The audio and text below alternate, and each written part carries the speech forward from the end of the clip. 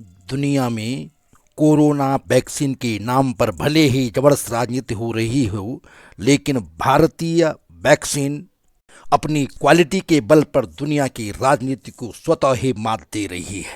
Serum institute Pune की vaccine Covishield को भले ही दुनिया विकासशील देशों की वैक्सीन कह करके नज़रअंदाज करने की कोशिश करे, लेकिन दुनिया के सबसे बड़ी स्वास्थ्य संगठन WHO इसे पहले ही अप्रूव्ड कर चुका है।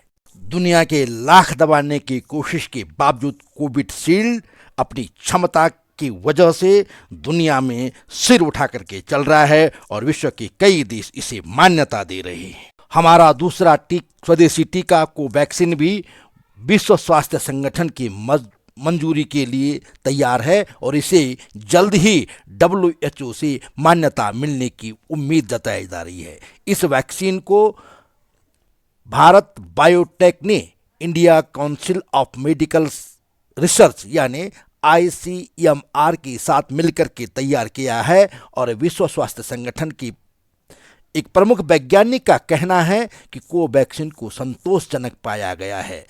यह 77.8% लोगों में जबरदस्त असरदार हो रही है और गंभीर लक्षणों के मामले में यह 93.4% असरदार है। इसलिए इसे अब WHO से मान्यता मिलने से कोई ज़्यादा देर तक रोक नहीं सकता। WHO से अब तक Pfizer, AstraZeneca, Johnson and Johnson, Sinopharm और सिनोवा को मान्यता मिली है।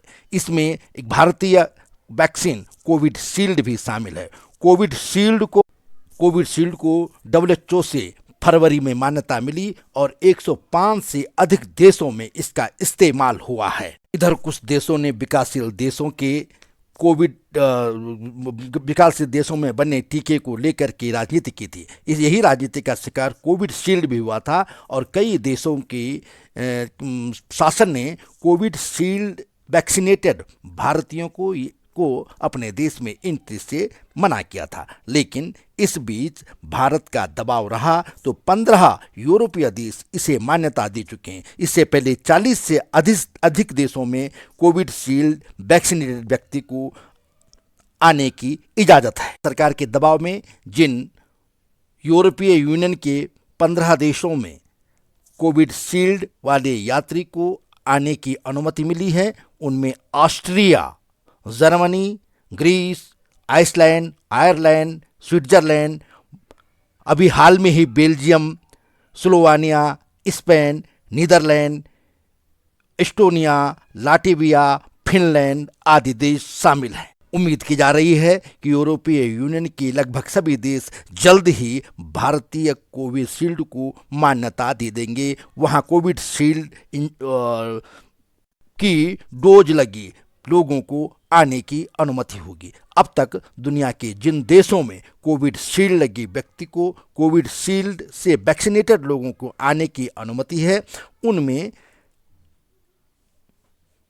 अर्जेंटीना, बहरीन, ब्राज़ील, कनाडा, मिस्र, इथोपिया, हंगरी, दक्षिण Africa, Suriname, Togo, Trinidad, Ukraine, Afghanistan, Antigua and Barbuda, Bahamas, Bangladesh, Barbados, Bhutan, Bolivia, Cabo Verde, Dominica, Ghana, Grenada, Honduras, Jamaica, Lebanon, Maldives, Mexico, Myanmar, Namibia, Nicaragua, Nigeria, San Lucia, Somalia और Somalia Iceland जैसे 40 और 45 से अधिक देश शामिल है। इसमें 15 यूरोपीय देश अलग हैं जिन्होंने हाल में ही